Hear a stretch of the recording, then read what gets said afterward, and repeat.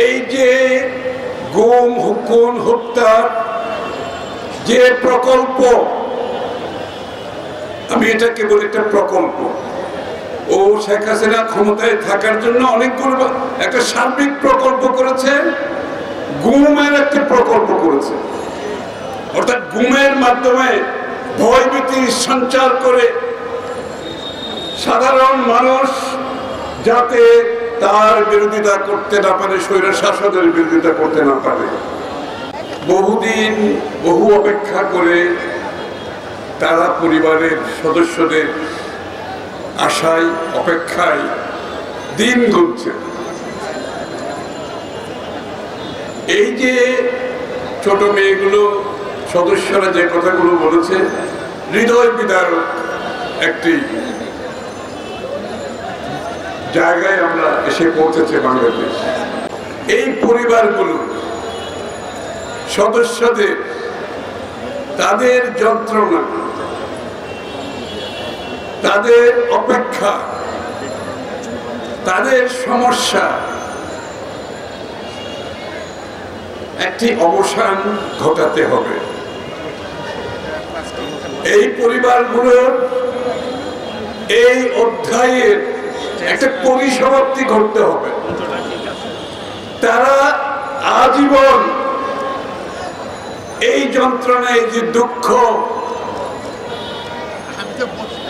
এই সমস্যা নিয়ে আজীবন একটি পরিবার বাঁচতে পারে না। এর অধ্যায়ের সমাপ্তি ঘোষণা করতে হবে। এই সমাপ্তির জন্য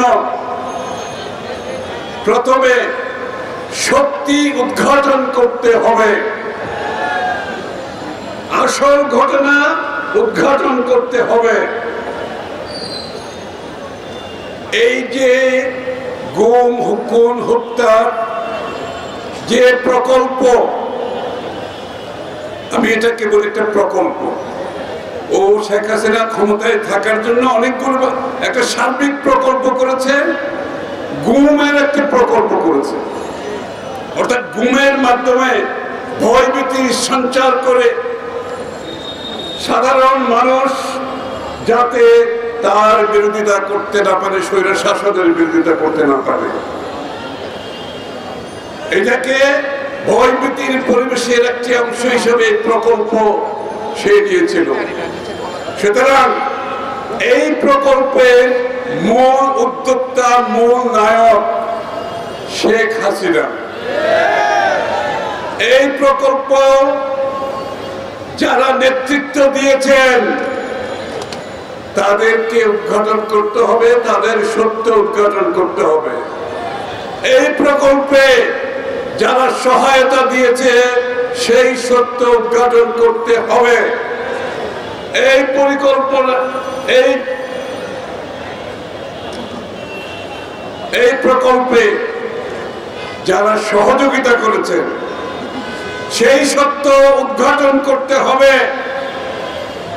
এই প্রকল্পে যারা জেনে শুনে চোখ বন্ধ করেছিল, জেনেও না জানার ভান করেছিল, দেখেও না দেখার ভান করেছিল, তাদেরকেও সামনে আনতে হবে। অর্থাৎ সার্বিক সত্যতা, এই প্রকল্পের পরিপূর্ণ সত্যতা জনসমক্ষে আনতে হবে। এটা করার জন্য আমরা দেখেছি সরকারের একটা কমিটি করেছেন, গুমের উপরে কমিটি করেছেন, এটা একটি অংশ। অনেকগুলো মামলা হয়েছে, এটা আরেকটি অংশ। আন্তর্জাতিকভাবে আপনারা জানেন এই গুম বিরোধী সনদে শেখ হাসিনা সই করে নাই। বিশ্বের যতগুলো দেশ গুম বিরোধী জাতিসংঘের সনদে সই করেছে, পরিপূর্ণভাবে বাংলাদেশ একমাত্র দেশ, শেখ হাসিনা একমাত্র নেত্রী যে গুম বিরোধী সনদে সই করতে অপারগতা প্রকাশ করেছে। কারণ সে তো এই সনদে সই করার কোনো কারণ নাই। সে তো প্রধান উদ্যোক্তা, সেই প্রকল্পের প্রতিষ্ঠাতা, সে তো সই করবে না। আমি আনন্দিত এই অন্তর্বর্তীকালীন সরকার এটা গতকাল সই করেছে। এটা সই করার পরে অনেকের যে দাবি আছে যে আন্তর্জাতিকভাবে এটার একটি সুষ্ঠু সমাধান করার জন্য, সেটার সুযোগ সৃষ্টি হয়েছে। এখন কিন্তু জাতিসংঘের মানবাধিকার কমিশনারের অফিস থেকে, জাতিসংঘের মানবাধিকারের কমিশন থেকে সদস্যরা বাংলাদেশ সফর করতে পারবে। এটার সইয়ের মাধ্যমে জাতিসংঘের বাংলাদেশে আসার পথ উন্মুক্ত হয়ে গেছে। তারা এই অনুসন্ধানে সহযোগিতা করতে পারবে। এটা একটা ভালো দিক। তাই আমার বক্তৃতা আমি সংক্ষিপ্ত করছি। এই যে পরিবারের সদস্যরা, তারা সামাজিকভাবে অত্যন্ত কঠিন সময় অতিক্রম করছে। আমাদের সকলকে এই পরিবারের পাশে দাঁড়াতে হবে,